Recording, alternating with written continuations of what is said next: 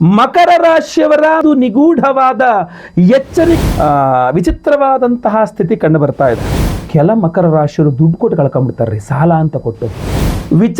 ಭಾರವಾದ ವಿಚಾರಗಳನ್ನ ಯೋಚನೆ ಮಾಡ್ತಾ ಮಾಡ್ತಾ ಮಾಡ್ತಾ ಮಾಡ್ತಾ ತುಂಬಾ ಸ್ಟ್ರೆಸ್ ತಗೊಂಡ್ಬಿಡ್ತೀರಾ. ನಿಮಗೆ ಆಗಬಹುದಾದ ಸಮಸ್ಯೆಗಳಿಗೆ ವಿಶೇಷವಾದ ಪರಿಹಾರವನ್ನು ನಾವು ಮಾಡ್ತಾ ಇದ್ದೇವೆ. ವಿಶೇಷವಾಗಿ ಅಭಿಮಂತ್ರಿತ ಈ ತ್ರಿಶಕ್ತಿ ಉಂಗುರ ಇರುತ್ತೆ. ಮಕರ ರಾಶಿಯವರ ಮೇ ತಿಂಗಳ ಮಾಸ ಭವಿಷ್ಯದಲ್ಲಿ ಎಚ್ಚರಿಕೆಗಳ ವಿಡಿಯೋಗೆ ಪ್ರತಿಯೊಬ್ಬ ಮಕರ ರಾಶಿಯವರಿಗೆ ಆತ್ಮೀಯವಾದಂತಹ ಸ್ವಾಗತ ಹಾಗೂ ವಿಠಲ್ ಭಟ್ ಮಾಡುವಂತಹ ನಮಸ್ಕಾರ. ವೀಕ್ಷಕರೇ, ಶುಭ ವಿಚಾರಗಳು ಮೇ ತಿಂಗಳಲ್ಲಿ ಏನೇನು ಒಳ್ಳೆಯದಾಗಲಿದೆ ಅನ್ನುವಂಥದ್ದು ಆಲ್ರೆಡಿ ವಿಡಿಯೋ ಮಾಡಿದ್ದೀನಿ, ನೋಡಿಲ್ಲ ಅಂದರೆ ದಯವಿಟ್ಟು ನೋಡ್ಕೊಳ್ಳಿ. ಇದು ಎಚ್ಚರಿಕೆಗಳ ವಿಡಿಯೋ, ಇದರಲ್ಲಿ ಎಚ್ಚರಿಕೆಗಳೇ ಇರುತ್ತೆ. ಆಮೇಲೆ ವಿಡಿಯೋನ ಕರೆಕ್ಟಾಗಿ ಅರ್ಥ ಮಾಡ್ಕೊಳ್ದೇನೆ ನೀನು ನೋಡ್ಬಿಟ್ಟು ಆಮೇಲೆ ಫಾಸ್ಟ್ ಫಾರ್ವರ್ಡ್ ಮಾಡ್ಕೊಂಡು ನೋಡ್ಬಿಟ್ಟು ಏನು ಒಂದು ಒಳ್ಳೆದೇ ಹೇಳಿಲ್ಲ, ಬರೀ ಕೆಟ್ಟದೇ ಹೇಳಿದ್ರಲ್ಲ, ಏನು ಬರೀ ಕೆಟ್ಟದೇ ಆಗುತ್ತಾ, ಬರೀ ಎದುರಿಸ್ತೀರ ನೀವು, ಬರೀ ಹಿಂಗೆ ನಿಮ್ಗೆ ಹಂಗೆ ಹಿಂಗೆ ಅಂದ್ಕೊಂಡು ನನ್ನ ಮೇಲೆ ಆಪಾದನೆಗಳನ್ನು ಹಾಕಬೇಡಿ, ಗೊತ್ತಾಯ್ತಲ್ವಾ. ಇದರಲ್ಲಿ ಏನೇನು ಸಮಸ್ಯೆಗಳಾಗುತ್ತೆ ಅನ್ನೋದು ಮಾತ್ರ ಹೇಳ್ತೇನೆ, ಹಾಗೂ ಏನು ಪರಿಹಾರ ಅನ್ನೋದು ತಿಳಿಸ್ತೇನೆ, ಏನೇನು ಒಳ್ಳೆಯದಾಗುತ್ತೆ ಅನ್ನೋದು ಇನ್ನೊಂದು ವಿಡಿಯೋ ಹಾಕ್ಬಿಟ್ಟಿದ್ದೀನಿ. ಸೊ ಅದರಿಂದ ನಮ್ಮ ಚಾನಲ್ ಸಬ್ಸ್ಕ್ರೈಬ್ ಮಾಡ್ಕೊಳ್ಳಿಲ್ಲ ಅಂದರೆ ದಯವಿಟ್ಟು ಚಾನಲ್ ಸಬ್ಸ್ಕ್ರೈಬ್ ಮಾಡ್ಕೊಂಡು ಬೆಲ್ ಬಟನ್ ಹೊತ್ಕೊಂಡು ಆಲ್ ಅಂತ ಮಾಡ್ಲಿಕ್ಕೆ ಮರಿಬೇಡಿ. ಫೇಸ್ಬುಕ್ಕಲ್ಲೂ ಇನ್ಸ್ಟಾಗ್ರಾಮಲ್ಲಿ ನೋಡ್ತಾರೆ, ನಮ್ಮ ಪೇಜನ್ನು ಫಾಲೋ ಮಾಡ್ಲಿಕ್ಕೆ ಮರಿಬೇಡಿ.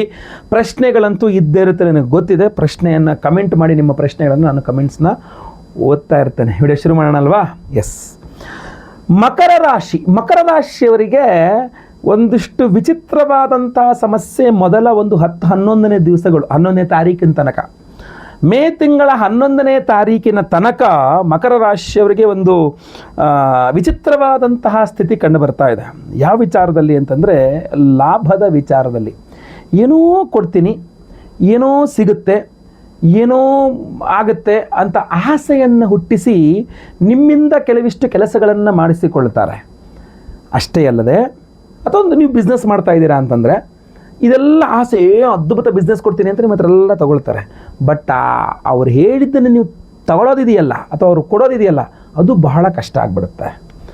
ಅದು ಮೊದಲ 11ನೇ ತಾರೀಕಿನ ತನಕ ಅಂತೂ ನಿಮಗೆ ಬಿಸಿ ತುಪ್ಪ ಹೆಂಗೆ ಇಸ್ಕೊಳ್ಳೋದು, ಮಾಡ್ಕೊಟ್ಬಿಡ್ತೀನಿ, ದುಡ್ಡು ಹೆಂಗೆ ಇತ್ಕೊಳ್ಳೋದು, ಇವಾಗ ಬಿಸ್ನೆಸ್ ಆಗೋಯ್ತು, ದುಡ್ಡು ಹೆಂಗೆ ತಗೊಳ್ಳೋದು, ವ್ಯವಹಾರ ಮಾಡ್ಕೊಟ್ಬಿಟ್ಟಿದ್ದೀನಿ, ದುಡ್ಡು ಹೆಂಗೆ ಇಸ್ಕೊಳ್ಳೋದು, ಪ್ರಾಫಿಟ್ ಹೆಂಗೆ, ಈ ಲಾಭ ಅನ್ನೋದಿದೆಯಲ್ಲ ಬಿಸಿ ತುಪ್ಪ ಆಗಿಬಿಡುತ್ತೆ. ಕೇಳಿಬಿಟ್ರೆ ಎಲ್ಲಿ ನೀವು ಕೆಟ್ಟವರಾಗ್ಬಿಡ್ತೀರೋ, ನಿಮ್ಮ ಬಗ್ಗೆ ತಪ್ಪು ತಿಳ್ಕೊಬಿಟ್ರೆ, ಕೇಳದೇ ಇದ್ದರೆ ನಿಮ್ಗೆ ಅರ್ಜೆಂಟ್ ಇದೆ, ಏನು ಮಾಡೋದು, ವಿಚಿತ್ರವಾದಂತಹ ಪರಿಸ್ಥಿತಿ 11ನೇ ತಾರೀಕಿನ ತನಕ. ನಂತರ ಅದು ಸುಧಾರಿಸುತ್ತೆ. ನಂತರ ಹೆಂಗೆ ಸುಧಾರಿಸುತ್ತೆ ಗೊತ್ತಾ? ಜಗಳ ಮಾಡ್ತೀರಾ, ತಡ್ಕೊಳಕ್ಕಾಗದೆ, ಸಿಟ್ಟು ಜಾಸ್ತಿ ಆಗ್ಬಿಡುತ್ತೆ ನಿಮಗೆ. ನಾನು ಎಷ್ಟು ಅಂತ ತಡ್ಕೊಳ್ಳೋದ್ರಿ, ನಾನು ತಡ್ಕೊಳಕ್ಕಾಗಲ್ಲ ಇನ್ನು ಅಂತೇಳಿ ಬಂದ್ಬಿಡುತ್ತೆ, ನಿಮ್ಮ ಬಾಯಿನಲ್ಲಿ ಜಗಳ ಆಗ್ಬಿಡುತ್ತೆ. ಸೊ ಜಗಳ ಆಗೋದ್ರಿಂದ ವ್ಯಕ್ತಿಗಳನ್ನು ಕಳೆದುಕೊಳ್ಳಬಾರದು. ವಿಡಿಯೋ ಎಂಡ್ ತನಕ ನೋಡಿ, ಅದ್ರ ಬಗ್ಗೆ ನಿಮ್ಗೆ ಹೇಳ್ತೀನಿ ನಾನು. ವ್ಯಕ್ತಿಗಳನ್ನು, ಅವಕಾಶಗಳನ್ನು ಜಗಳ ಮಾಡಿ ಕಳ್ಕೊಳ್ತೀರಾ 11ನೇ ತಾರೀಕಿನ ನಂತರ. 11ನೇ ತಾರೀಕು ತನಕ ಬಿಸಿ ತುಪ್ಪ, ಇನ್ನು ತಡ್ಕೊಳಕ್ಕಾಗಲ್ಲ ಅಂತ ಜಗಳ ಮಾಡಿದ್ರೆ 11ನೇ ತಾರೀಕಿನ ನಂತರ ಹೋದ್ರು ಅವರೆಲ್ಲ ಅಂತ. ಸೊ ಕಳೆದುಕೊಳ್ಳುವಿಕೆ ಜಾಸ್ತಿ ಆಗ್ಬಿಡುತ್ತಾ. ಇಲ್ಲಿ ಇನ್ನೊಂದು ಗಮನಿಸಬೇಕಾಗಿರ್ತಕ್ಕಂಥ ವಿಚಾರ, ಕೆಲ ಮಕರ ರಾಶಿಯವರು ದುಡ್ಡು ಕೊಟ್ಟು ಕಳ್ಕೊಂಡ್ಬಿಡ್ತಾರ್ರಿ, ಸಾಲ ಅಂತ ಕೊಟ್ಟು. ಇನ್ವೆಸ್ಟ್ಮೆಂಟ್ ಅಂತ ಕಳ್ಕೊಳ್ಳೋದು ಅದೊಂಥರ, ಸಾಲ ಅಂತ ಕೊಟ್ಟು ಕಳ್ಕೊಂಡ್ಬಿಡ್ತಾರೆ. ಅವ್ನು ವಾಪಸ್ಸೇ ಕೊಡೋದಿಲ್ಲ, ಓಡಾಡ್ಬಿಡ್ತಾನೆ ಅಷ್ಟೇ. ಮಕರ ರಾಶಿಯವರು ಮೇ ತಿಂಗಳಲ್ಲಿ ಏನಾದರೂ ಯಾರಿಗಾದ್ರು ದುಡ್ಡು ಕೊಟ್ಟರೆ ನಾನು ಹೇಳ್ತೀನಿ, ಸಾಲ ಅಂತ ಕೊಡಬೇಡಿ, ದಾನ ಅಂತ ಕೊಟ್ಬಿಡಿ ಅಂತ. ಯಾವುದೋ ಒಬ್ಬರು ಬಂದು ಒಂದು 50,000 ಸಾಲ ಕೊಡ್ರಿ, 2% ಕೊಡ್ತೀನಿ, 3% ಕೊಡ್ತೀನಿ ಅಂತಂದರೆ, ಅಪ್ಪ 50,000 ನಂತರ ಇಲ್ಲ, 500 ರೂಪಾಯಿ ಇದೆ ಕೊಡ್ತೀನಿ, ಊಟ ಮಾಡ್ಕೊಂಡು ಬಿಡು, ನಂಗೆ ವಾಪಸ್ಸು ಕೊಡಬೇಡ ಅಂತ. ಇದು ಉತ್ತಮವಾದಂಥದ್ದು ಅಂತ ನನಗನ್ಸುತ್ತೆ. ಮಕರ ರಾಶಿ ವಿವಾಹಿತ ಸ್ತ್ರೀಯರು ಅಷ್ಟೇ, ತವ್ರ ಮನೆಗೆ ಹೋಗ್ತೀರಾ, ಅಲ್ಲಿ ಜಗಳ ಮಾಡ್ಕೊಂಡು ಬರ್ತೀರಾ, ಏನೋ ಒಂದು ವಿಚಾರದಲ್ಲಿ ಜಗಳ ಮಾಡ್ಕೊಂಡು ಬರ್ತೀರಾ.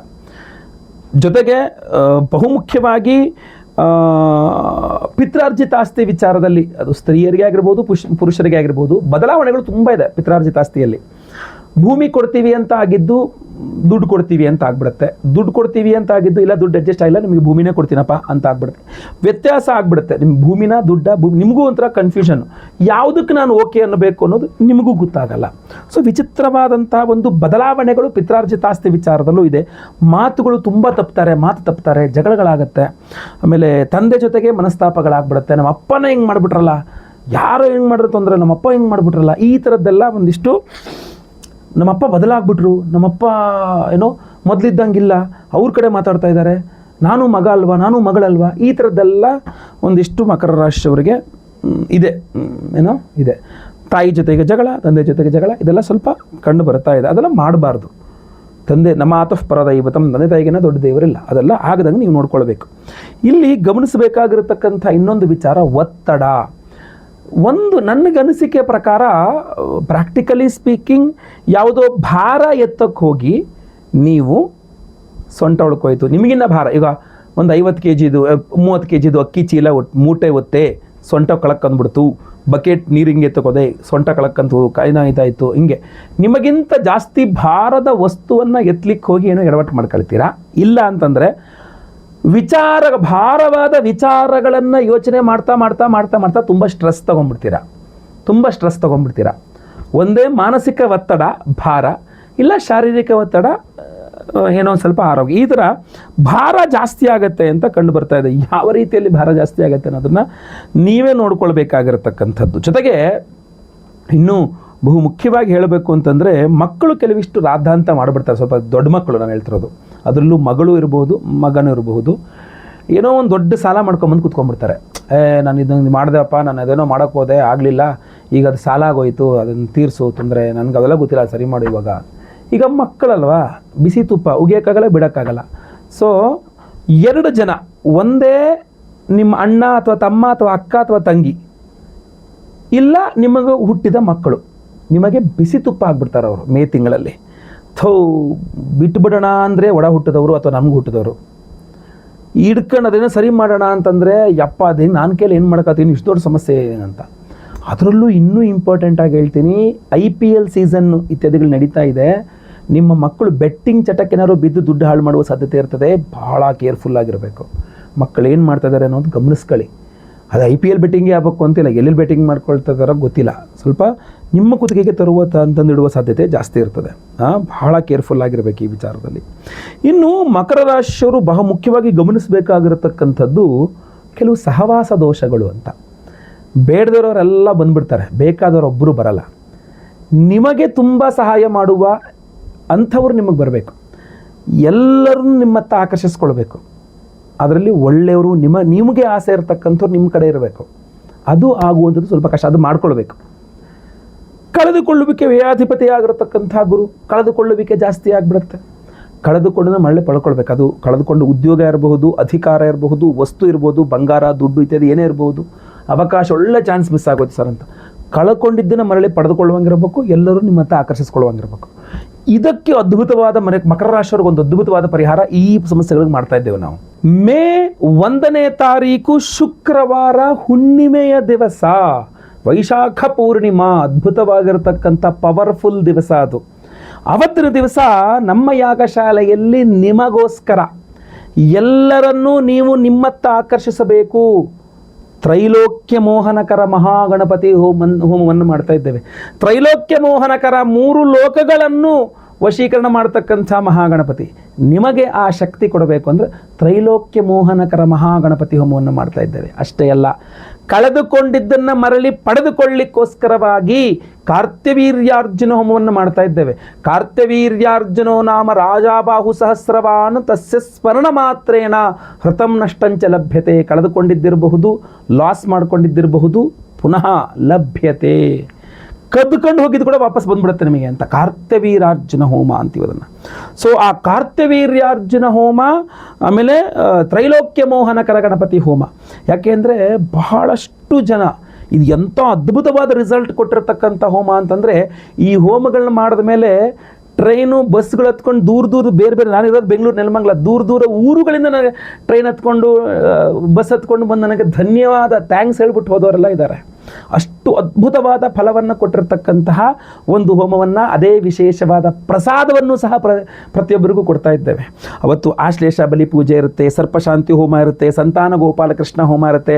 ಸಂತಾನದವರಿಗೆ ಸಂತಾನ ಆಗಬೇಕು, ಸಂತಾನದವರಿಗೆ ಸಂತಾನದ ವಿಚಾರದಲ್ಲಿ ಅನುಕೂಲವಾಗಬೇಕು, ಮಕ್ಕಳ ವಿಚಾರದಲ್ಲಿ ಆಲ್ರೆಡಿ ನಾನು ಭವಿಷ್ಯದಲ್ಲಿ ಹೇಳಿದ್ದೇನೆ, ಮಕ್ಕಳ ವಿಚಾರದಲ್ಲಿ ಅದು ಅನುಕೂಲವಾಗಬೇಕು, ಒಳ್ಳೆಯದಾಗಬೇಕು ಅನ್ನುವ ಕಾರಣಕ್ಕೆ ಗುರುದೋಷ ಇರೋವರಿಗೆ ಪರಿಹಾರವಾಗಿ ಗುರುಬಲ ಸಿಗಬೇಕು ಅಂತ ಗುರು ಶಾಂತಿ ಹೋಮ, ಅಷ್ಟಮ ಶನಿ, ಪಂಚಮ ಶನಿ, ಅರ್ಧಾಷ್ಟಮ ಶನಿ, 7.5 ಇತ್ಯಾದಿಗಳ ಪರಿಹಾರಕ್ಕೋಸ್ಕರ ಶನಿ ಶಾಂತಿ ಹೋಮ, ನವಗ್ರಹ ಶಾಂತಿ ಹೋಮಗಳಿರುತ್ತೆ. ಆದರೆ ಅದೆಲ್ಲದರಲ್ಲೂ ವಿಶೇಷವಾಗಿ ಅಭಿಮಂತ್ರಿತ ಈ ತ್ರಿಶಕ್ತಿ ಉಂಗುರ ಇರುತ್ತೆ.